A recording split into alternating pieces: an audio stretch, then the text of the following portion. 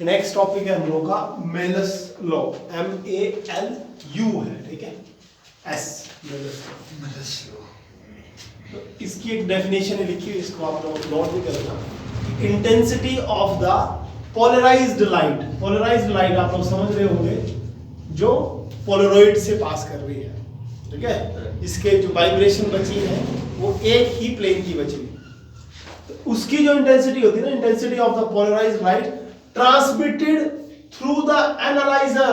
Analyser polariser पता होगी ना, मतलब जो पहला पोलरॉइड है उसको बोलते हैं एनालाइजर, जो दूसरा पोलरॉइड रखा है तो उसको बोलते हैं एनालाइजर। तो इस टाइम में बात कर रहा है इंटेंसिटी किसकी, पोलराइज्ड लाइट की, जो ट्रांसमिट की किसने, एनालाइजर ने ट्रांसमिट की है। मतलब ये इस तरह से आप लोगों की अगर अनपोलराइज्ड लाइट है, ऑर्डिनरी लाइट, तो सबसे पहले आप लोगों को इधर से जो ये पोलरॉइड है इसको बोलेंगे हम लोग एनालाइजर। तो मान लो इसने ऐसी लाइट दे दी, ठीक है, आपको ये तो पता है इसकी इंटेंसिटी क्या होती है, I0/2 हो जाती है, हाफ हो जाती है। तो ये बात कर रहा है इसकी इंटेंसिटी, इसकी, ठीक है, intensity of the polarised light transmitted through the analyser. ये एनालाइजर ने ये ट्रांसमिट की है, इसकी जो वाला जो इंटेंसिटी होगी वेरीज, चेंज करती है as the square of the cosine, square of the cosine of the angle between the plane of transmission of the analyser. Analyser का जो प्लेन ऑफ ट्रांसमिशन है on the plane of the polariser. अगला जो आप लोगों का, ये polariser होगा, ये पहले वाला पोलराइजर, दूसरा वाला एनालाइजर होता है। तो ये बोल रहा है कि जो इंटेंसिटी है ना, intensity of the polarised light transmitted through the analyser, analyser से जो लाइट जाएगी उसकी जो इंटेंसिटी होगी वो वेरीज करती है square of the cosine. Cosine मतलब ना कॉस, कोसाइन के साथ एंगल किसका आएगा, angle between the plane of transmission of the analyser and the plane of the polariser. Polariser और एनालाइजर के बीच के एंगल के इक्वल होगा। इसको अगर इजी वर्ड में हम लोग लिखते हैं I is directly proportional to cos square theta, ऐसे आता है, ठीक है। तो ये सारा कुछ हम लोग प्रूव करेंगे, तो अभी तो इसको मिटाते हैं, ठीक है। पहले वाला पोलरॉइड पोलराइजर है, दूसरे वाले को एनालाइजर बोलते हैं, ठीक है। डेफिनेशन क्लियर होगी ना सबको? Yes sir. तो इसमें एक छोटी सी अजम्पशन करेंगे, और वो अजम्पशन ये होगी कि let E be the amplitude of the polarised light.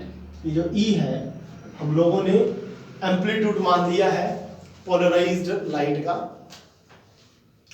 और जो पोलराइज्ड लाइट है, ठीक है, उसका और एनालाइजर के बीच का एंगल हमने थीटा माना है, ठीक है। छोटी छोटी सी अजम्पशंस लिख लो। Let E be the amplitude of the light transmitted by the polariser,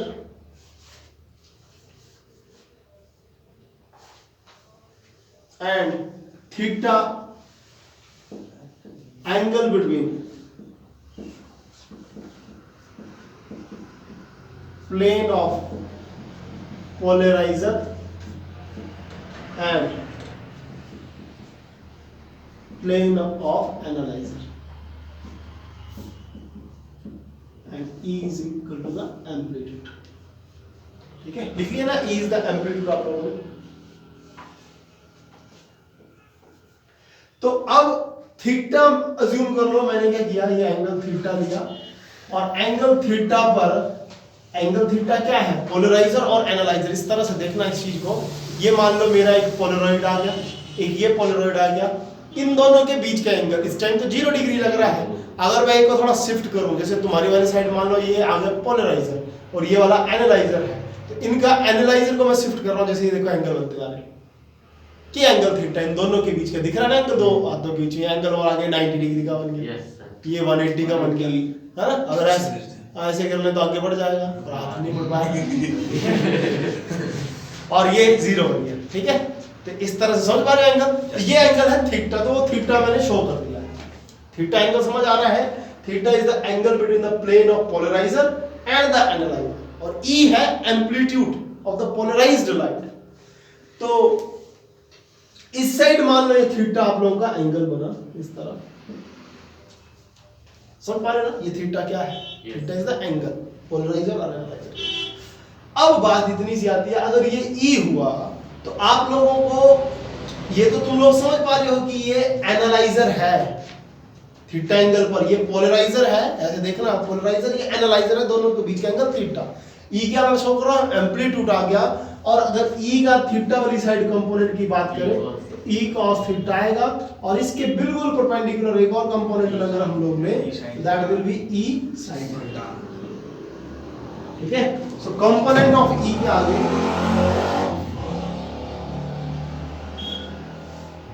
E R, number 1 आ गया ई cos थीटा, और नंबर 2 आ गया ई sin। क्लियर है बात है सबको, E cos theta and E sin theta. अब ये जो ई cos थीटा है ना, ये पैरेलल टू द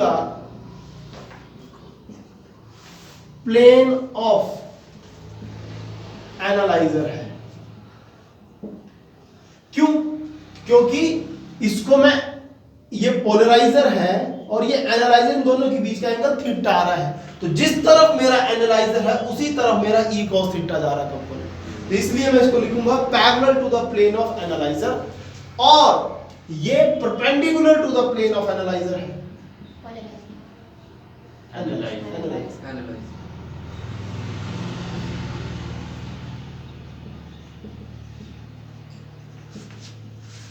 क्योंकि एनालाइजर ये है, आप लोगों को इसको मैं ए लिख के देता हूं, ठीक है। एनालाइजर ई cos थीटा तो पैरेलल आ रहा है, ई sin थीटा ये 90 डिग्री होता है, ई sin और ई cos थीटा आपस में 90 डिग्री, ठीक है, तो समझ आ गई बातें आपको। अब हम लोगों को ये पता है, we know that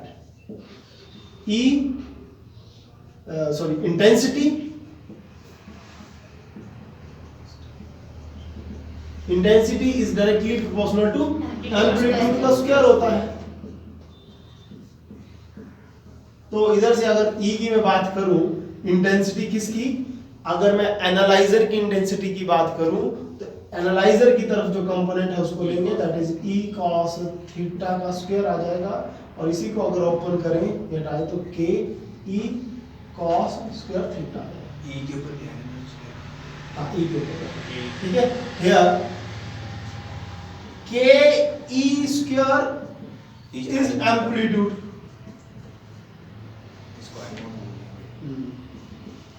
और that is equal to I naught, ठीक है, और इसी को हम लोग इधर से बन जाएगा, that is I is equal to I naught cos square theta, और which means I is directly proportional to cos square theta. ये रिजल्ट आप लोग माइंड में रखना, ये इधर से बनाया है, that is the intensity of the polarised light transmitted through the analyser, analyser से जो लाइट गई है ये वाली E cos theta component, varies as the square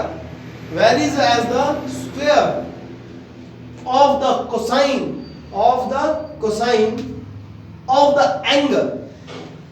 angle theta। कौन सा है angle, between the plane of transmission of the analyzer and the plane of the polarizer। समझ आई बातें, इसको आप लोग नोट कर लें, इंपॉर्टेंट है। इसी में अगर थीटा इक्वल टू 0 होता है, इधर से कर लेते हैं केसेस, रिजल्ट फाइनल मिला है I is equal to I naught cos square theta if theta equal to 0 degree, I is equal to I naught, right. अगर थीटा इक्वल टू 0 डिग्री है, इसका मतलब क्या हुआ कि दोनों both the polariser and analysers plane are parallel, इस तरह से हुए, तो व्हिच मींस अगर आप लोगों को थ्योरी में तुम लोग पढ़ चुके हो कि अगर एक जैसा ही होती है दोनों चीजें तो पूरी लाइट वही जाती है, कोई रोकता नहीं है, क्योंकि उनकी जो क्रिस्टलोग्राफिक एक्सिस है वो पैरेलल होती है। अगर क्रिस्टलोग्राफिक एक्सिस पैरेलल है तो जो वाइब्रेशन लाइट की, जिन वाइब्रेशन को फर्स्ट पोलराइजर पास करेगा, एनालाइजर भी उन्हीं को पास करेगा। समझ पा रहे हो ना बात मेरी? तो आप लोगों को इंटेंसिटी क्या मिलती है, मैक्सिमम मिलती है, which means I is equal to I naught cos square 0, और cos 0 कितना होता है, इसका मतलब क्या हुआ कि पोलराइजर से, ये बात सुनना, I नॉट क्या है, पोलराइजर से जितनी इंटेंसिटी मिली उतनी ही एनालाइजर से मिलेगी। थ्योरी समझ पा रहे हो बात, कि पोलराइजर जितनी इंटेंसिटी लाइट की इमिट करेगा उतनी ही एनालाइजर भी करेगा। तो कंफ्यूज मत होना आई नोट की, क्योंकि मैं तुम्हें लिखवा रहा था आई नोट बाई 2, वो अलग केस है। ठीक है, अगर आई नोट बाई 2 देगा पोलराइजर तो एनालाइजर भी आई नोट बाई 2 ही देगा। If theta equal to 90 degree ले लो, अगर 90 डिग्री होता तो इंटेंसिटी क्या मिलेगी 0, क्योंकि cos 90 0, तो इंटेंसिटी 0 का मतलब क्या होगा, और 90 डिग्री का मतलब क्या होगा कि एक इस तरह से आ रहा है, दूसरा बदल गया है ऐसे, तो इस ये जिन वाइब्रेशन को पास करेगा ये रोकने वाला है, तो फाइनल 0 नो लाइट मिलती है, व्हिच मींस इंटेंसिटी 0 मिल रही है। समझ आ रही है ना बातें, व्हिच इसका मतलब समझ रहे ना, इसका मतलब है कि there will be no light from the analyser. Clear है बातें। देन इससे नेक्स्ट और जो लास्ट आता है वो आता है आप लोगों का पोलराइजेशन करने के मेथड। तो पोलराइजेशन दो मेथड से होती है, ठीक है। एक पोलराइजेशन आप लोगों की स्कैटरिंग से होती है, एक पोलराइजेशन आप लोगों की रिफ्लेक्शन से होती है, ठीक है। दो चीज आनी है polarisation, methods of polarisation of light. तो एक आएगा आप लोगों का स्कैटरिंग और एक आएगा रिफ्लेक्शन। ये जो रिफ्लेक्शन है ये सिलेबस में आता है और इससे क्वेश्चन भी आता है। जो दूसरा स्कैटरिंग है वो थोड़ा सा डिस्कस करेंगे, ज़्यादा आता है, ठीक है। नोट कर लो इसको, ठीक है। नेक्स्ट आता है methods of polarisation. Method of polarisation, जो मेथड्स ऑफ पोलराइजेशन है इसमें क्या आता है, दो मेथड्स आते हैं, ठीक है। एक आप लोगों का आता है polarisation by reflection, polarisation of light by reflection, and second आता है by scattering of light by scattering, ठीक है। तो इसमें जो रिफ्लेक्शन है ये थोड़ा पूछा जाता है, जैसे क्वेश्चन बड़ा, इसी में ब्रेस्टर्स लॉ भी आता है, तो जो इंपॉर्टेंट आ जाता है। तो हम लोग डिस्कस करने वाले हैं अभी polarisation of light by reflection, of light by reflection.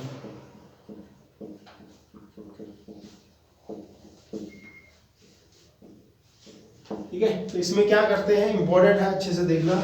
इस तरह से आप लोगों का एक प्लेन होता है x and y, that is refracting plane है, ठीक है। मीडियम को डिस्ट्रीब्यूट कर रहा है, इस तरफ और मीडियम है, इस तरफ और है, इस तरफ रेयर, इस तरफ डेंसर मीडियम है, ठीक है। जैसे मान सकते हैं इधर n1 है रिफ्रैक्टिव इंडेक्स, इधर n2 मान लो, and n2 is greater than n1, which means n2 जिसका रिफ्रैक्टिव इंडेक्स है वो डेंसर मीडियम। अब इधर से एक इंसिडेंट रे आती है इस तरह से, ठीक है। This is incident light, incident light, और ऑर्डिनरी लाइट है तो it is a unpolarised light, ठीक है। This is normal light, this is unpolarised light. Incident light बोल सकते हैं या अनपोलराइज्ड आ गई, पोलराइज्ड, क्योंकि तुम्हें पता है लाइट अनपोलराइज्ड होती है नॉर्मल। और अब इसमें क्या होता है, इस पॉइंट पर आकर इसका कुछ पार्ट रिफ्लेक्शन फेस करता है, कुछ रिफ्रैक्शन करता है, कुछ रिफ्लेक्ट होगा। जैसे इधर से आई ये रे, थोड़ी सी काम चला देना, इस तरफ जाएगी और कुछ रिफ्रैक्शन फेस करेगी, इस तरफ जाएगी, ठीक है। पार्शियली कुछ पार्ट इसका जो ऑर्डिनरी लाइट थी, इंसिडेंट लाइट थी, that will face reflection and some of the part will face refraction. अब बात इधर आती है कि हर एंगल पर ऐसा नहीं होता। जैसे लाइट इंसिडेंट लाइट आती है, इधर से अनपोलराइज्ड लाइट आ रही है, चलो प्रॉपर ही सिंबल बना देते हैं, ये लो अनपोलराइज्ड लाइट, इसकी ये आप लोगों के इलेक्ट्रिक फील्ड वेक्टर्स हैं जो वाइब्रेट कर रहे हैं, या पार्टिकल्स ऑफ लाइट है जो वाइब्रेट कर रहे हैं। तो अब होता क्या है, किसी पर्टिकुलर किसी एंगल ऑफ इंसिडेंस में ये जो रिफ्रैक्टेड लाइट है ये पार्शियली पोलराइज्ड होती है। पार्शियली पोलराइज्ड में थोड़ी सी पोलराइज्ड हो जाएगी, थोड़ी सी अनपोलराइज्ड आएगी। सेम वे से जो रिफ्रैक्टेड है वो भी पार्शियली पोलराइज्ड होती है, थोड़ी सी पोलराइज्ड, थोड़ी सी अनपोलराइज्ड मिलती है। लेकिन हम लोगों को कंप्लीट पोलराइज्ड चाहिए। तो होता ऐसा है कि किसी पर्टिकुलर एंगल ऑफ इंसिडेंस पे, इंपॉर्टेंट बात आने वाली है, सुनना, किसी पर्टिकुलर एंगल ऑफ इंसिडेंस पे रिफ्रैक्टेड रे जो मिलती है that will be completely polarised. ये कंप्लीटली पोलराइज्ड मिलती है,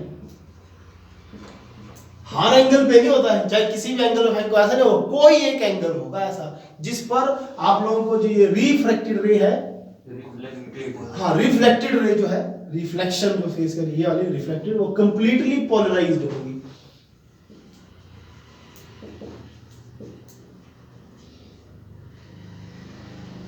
ठीक है, वो कंप्लीटली पोलराइज्ड लाइट होगी, और जो ये होगी जो आपकी रिफ्रैक्टेड है वो पार्शियली मिलती है आप लोगों को, वो आप लोगों को पार्शियली मिलती है, जिसका मतलब कुछ तो पोलराइज्ड हो जाएगी लेकिन कुछ जो है वो अनपोलराइज्ड मिलेगी। It will be partially polarised. ठीक है, अब ये जो एंगल ऑफ इंसिडेंस है, सुनना इंपॉर्टेंट बात है, ये जो एंगल ऑफ इंसिडेंस है जिस पर रिफ्लेक्टेड रे कंप्लीटली पोलराइज्ड मिलती है, इसको हम लोग बोलते हैं एंगल ऑफ पोलराइजेशन, थीटा से डिनोट करते हैं। तो इंपॉर्टेंट बात इसमें पहले आने वाली है, एंगल ऑफ पोलराइजेशन क्या होता है। एंगल ऑफ पोलराइजेशन तो ये होता है, it is the angle of incident light with normal where reflected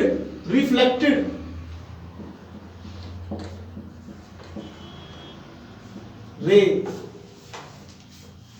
will become polarized. समझ पा रहे ना? It is the angle of incidence light with normal where reflected ray will become polarized, और completely polarized भी आप लोग लिख सकते हो, completely polarized।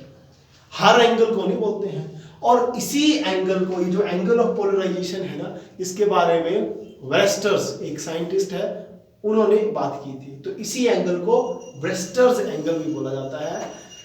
अब आप लोगों को एक चीज बात रखना कि आई और आर आप लोगों को पता है इक्वल होते हैं। अगर ये थीटा ऑफ पी हुआ तो ये भी थीटा ऑफ पी होगा। और मैं तुम्हें एक और चीज क्या बता रहा हूं कि I is equal to theta P, और आई बी भी बोलते हैं इसको। आई बी इसलिए बोलते हैं क्योंकि ये जो बात की है ये ब्रेस्टर्स साइंटिस्ट है उसने की है। सो इस एंगल ऑफ पोलराइजेशन को, angle of polarisation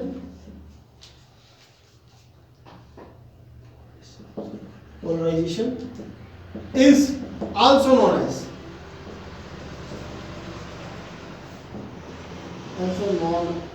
as Brester's angle और डिनोटेड बाय आई बी, इस तरह से। ठीक है, BREWSTER। ठीक है, ब्रेस्टर्स एंगल, आई बी से इसको डिनोट किया जाता है। रीजन इसके पीछे सिंपल ही है कि साइंटिस्ट का सरनेम है, उनके एक्सपेरिमेंट से ये हुई है बात। अब इसके ऊपर एक और कंडीशन आप लोग याद रखना कि जब ऐसा होता है, कब, जब एंगल ऑफ पोलराइजेशन पर आप लोगों को, जब किसी पर्टिकुलर एंगल ऑफ इंसिडेंस पर जब रिफ्लेक्टेड रे कंप्लीटली पोलराइज्ड होती है, उस पॉइंट पर angle between the reflected ray and the refracted रे इज 90 डिग्री। यह प्रैक्टिकली ऑब्जर्व है।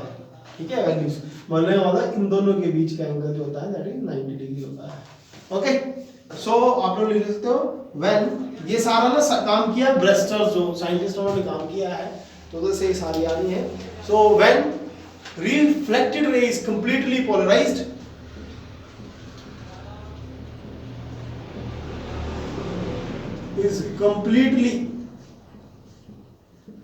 completely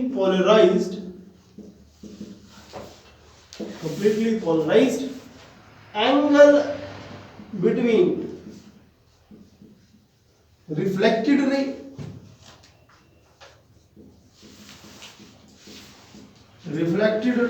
and refracted ray is 90 degree. समझ आ रही ना बातें। अब आप लोगों को ब्रेस्टर्स लॉ पूछा जाता है, और वो ब्रेस्टर्स लॉ क्या है कि theta P tan theta P is equal to N, ये ब्रेस्टर्स लॉ आता है। तो आगे लिख लो ब्रेस्टर्स लॉ, ब्रेस्टर्स लॉ लिख लो जल्दी से। देन नेक्स्ट इसी पे आ रहा है आप लोगों का ब्रेस्टर्स लॉ। और ब्रेस्टर्स लॉ क्या बोलता है, that is the refractive index is equal to tangent of the angle of polarisation. Refractive index जो होगा मीडियम का वो इक्वल होगा tangent of the angle of polarisation. इसकी डेफिनेशन आप लोग ऐड कर लेना चाहिए। सर मीडियम पूरा जाता है ना, n मतलब होता है 1 and 2। अच्छा, n2 ओवर n1 की वैल्यू 1 से 2 में सकते हैं। 1 से 2। सर सुनो, टेंजेंट फिर से बोलो। देखो जो आप लोगों का n है that is refractive index is equal to tangent of the angle of polarisation. Prove करने के काम आता है आप लोगों के लिए, प्रूव करना है तो ऐसा करते हैं, इसको पॉइंट को मैं O ले लेता हूँ, इसको Y ले लेते हैं, और इसको A ले लो, और इसको आप लोग A B C ले लो, ठीक है। तो अब आप लोग क्या कर सकते हैं, देखिए angle BOY plus angle YOC, this is BOY इस एंगल की मैंने बात की, plus YOC is equal to 90 degree, that is we know, ठीक है, ब्रेस्टर्स लॉ के अकॉर्डिंग। तो ब्रेस्टर है उस पिछली स्टेटमेंट जो है पोलराइजेशन की जो कंडीशंस है उसके अकॉर्डिंग है 90 डिग्री एक करो। अब बात करें BOY जो है, देखो BOY जो है इसको मैं 90 माइनस R लिख सकता हूं, क्योंकि ये सारा तो 90 है। यस तो इसको 90 माइनस R लिख सकते हैं, ये बन गया 90 minus R।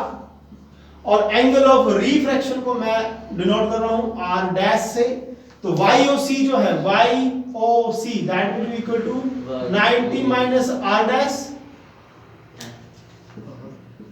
90 minus R dash is equal to 90 degree.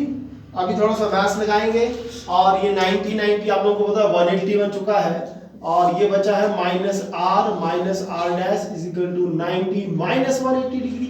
ये 90 180 दूसरी तरफ गया। अब नेक्स्ट आप लोग देखें ना, जैसे नेगेटिव कॉमन ले, तो नेगेटिव कॉमन लिया तो R plus R dash is equal to minus का 90 माइनस 180, माइनस से माइनस कट गया, और इधर से आप लोगों को मिल गई R डैश की value that is 90 minus R उस तरफ चला गया। सो इसको इक्वेशन 1 मान लो, और अकॉर्डिंग टू स्नेल्स लॉ इधर आप लोग अप्लाई करेंगे, अकॉर्डिंग टू स्नेल्स लॉ। तो स्नेल्स लॉ क्या बोलता है, that is sine of angle of incidence over sine of angle of refraction that is R dash is equal to n। और इधर ही काम करने वाले हम लोग साइन I और साइन R डैश की वैल्यू इधर से पुट कर लेंगे जो है 90 माइनस R, तो ये बन जाना है sine of 90 minus R is equal to n। और इधर से और काम करें 90 साइन 90 मींस cos में चला जाएगा, क्वाड्रेंट फर्स्ट है और पॉजिटिव होगा, तो it will become sign I, और 90 है तो साइन बन जाता है cos R is equal to n। और साइन ओवर cos आप लोगों को एक और चीज देखो, अगर पोलराइजेशन हो रही है तो I will be equal to theta p, और R is also equal to theta p। I और R तो इक्वल होते हैं दोनों, तो दोनों थीटा p इक्वल होते हैं, तो it will become sine of theta p over cos of theta p equal to n, which means n is equal to sine over cos that is tan of theta p। और इसी को कई बार इस तरह से बोला होता है n is equal to tan of IB। तो आप लोग कंफ्यूज मत हो जाना, IB बोले थीटा p बोले बात एक ही है, theta p angle of polarisation है, IB ब्रेस्टर्स एंगल है। क्लियर है बात आप लोगों को? नोट कर लो इसको, इंपॉर्टेंट है, ये काफी इंपॉर्टेंट है। तो जो सेकंड है टाइप पोलराइजेशन की, वो है polarisation of light by scattering. Polarisation of light by scattering में क्या होता है, अनपोलराइज्ड लाइट को, स्कैटरिंग ऑफ लाइट पढ़ा हम लोगों ने, अनपोलराइज्ड लाइट को किसी डस्ट पार्टिकल्स के ऊपर थ्रो किया जाता है। कंडीशन इधर ये है कि size of the particle, size of particle जो है वो क्या होना चाहिए, वेवलेंथ के साथ। राइट थी कंडीशन ये, size of the particle wavelength से छोटा होना चाहिए, ठीक है। तो जब स्कैटरिंग होगी आप लोगों की, तो स्कैटरिंग के बाद क्या होगा, जैसे पार्टिकल अब्सॉर्ब करेगा लाइट को, अब्सॉर्ब करने के बाद रीमिट करेगा ऑल डायरेक्शन में, तो आप लोगों को जब रीमिट करता है तो पोलराइज्ड लाइट हम लोगों को मिल जाती है, ठीक है। This is a polarised light, ठीक है। ये है इस पे, तो आप लोग इसको नोट कर लो, छोटा सा डायग्राम बना लो।